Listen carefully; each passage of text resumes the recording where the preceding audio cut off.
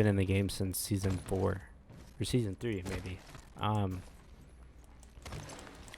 Now, before I reveal them, I do have to give credit to where it's due, and I also have to make a disclaimer, right? This ALC is for a high sense player, right? So for a player that plays at least probably 4-4, 5 or 5-4. I was 5-4 before I switched to ALC. Now, I used to play around with ALC. I used to use calamities back in like season 4, I want to say. And those worked for me then. But then I took my Apex break. So now coming back, my thumbs aren't what's the word? They're not as honed in on the sticks. So these ALCs I got from Nicewig. Now, Nicewig is an Apex name that everybody should know, and if you don't, literally, go type it in on YouTube, go type it in on Twitter, go type it in on Twitch. That man is a beast and a really good person. Gives back to the community, controller player, probably one of the biggest controller player streamers, I would say, next to Touche and a few others. Those are just a few off the top of my head. Now, these ALC settings will not be for everyone, right? You might try these and be like, okay, like I don't like these. They're not that good, right? We all have different settings, right? Use what you're most comfortable with. But these, for me, at least on controller, make it feel like I'm shredding, and they're the best settings, hands down. Now, these aren't, I don't believe, the exact settings that Wig uses. But here we go. Here they are, right? So you're going to go up into settings. You're going to hover over to controller. Now, button layout, I just use default. I have a Scuff Vantage. So basically, this preset works best for me.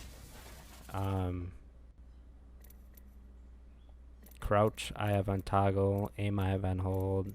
I have survival slot off, so I can do this. Basically, so I can just, when I'm running, just spam my heirloom, because I'm normally either playing Wraith or Gibby, primarily Gibby. Menu cursor speed, it's your own preference. Trigger dead zones. Now, these are something that are going to depend on your controller and its wear and tear. I just have them on default because I have physical trigger stops built in to my Scuff already. So that's why these are default. So as you can see, I was 5-4. Per optic settings, I don't touch with. Response curve, I was classic, and dead zone, I was small, and everything else is small, off and off. Alright, let's get into the juicy. Now we have advanced load controls. First one, we're going to start with dead zone. So dead zone is going to be something that you may increase or decrease. The lower the dead zone, as in the description, allows for more input because it allows for finer control. I feel like 5 to 7 is a good sweet spot. My outer threshold. So the definition is width of the outer buffer define the boundary of max stick input. I have no idea what outer threshold is. I just put it at 1%. Response curve I have set at 7, which is about where classic is. Per optic settings I have off. My yaw speed is how quickly the view turns left and right. I have that at 375. Right, so that's you turning. Yeah, that's basically what that is. Pitch speed, I have at 280 because that's how quickly you move, or your view moves up and down. So this is me just looking up and down.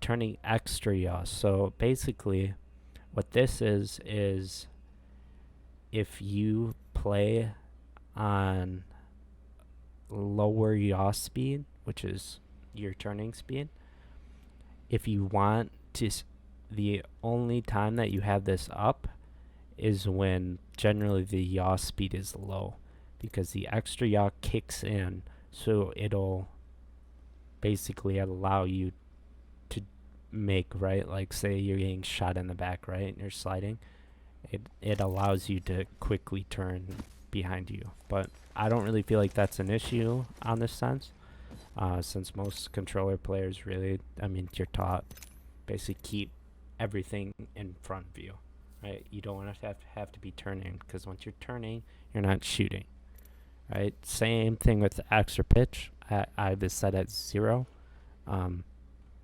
Play around with those, with really these 6 settings and find what you like best. But this is what I have. Ramp up time is how quickly basically it takes for the extra yaw and extra pitch to kick in, and delay is basically what it says. It's a delay. Now we'll move on to ADS. So my ADS yaw speed is 115. So on R3, this is how fast it moves, right?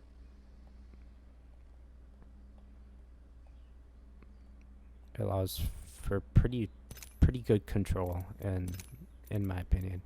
ADS pitch speed is how quick the view moves up and down. This turning I have at 0.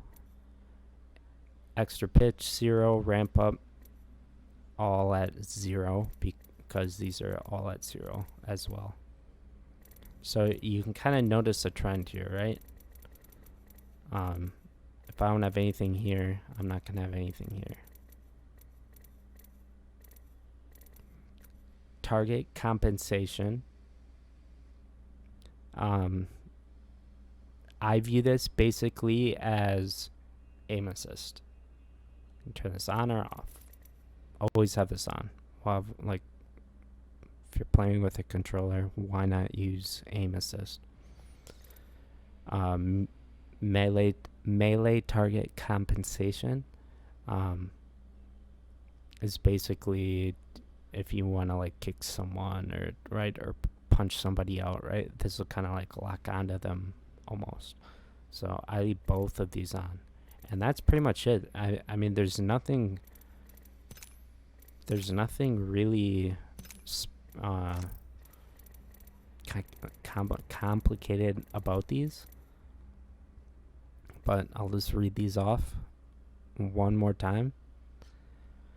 Here we have 5%, 1% for outer threshold, 7 for response curve, 375 for yaw, speed, pitch speed is at 280.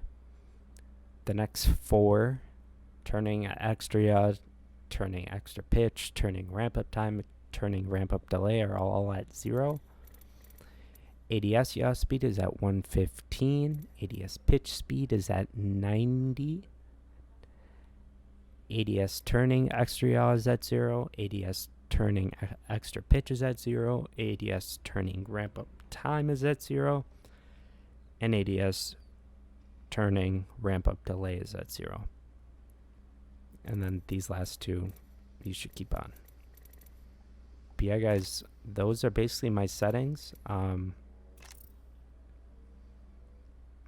I will put some clips of just over the last couple days, just some of the tracking I've been able to hit with these that I don't think I would have been able to hit on 5.4 classic settings. Trying to kill me. 170. Oh my god.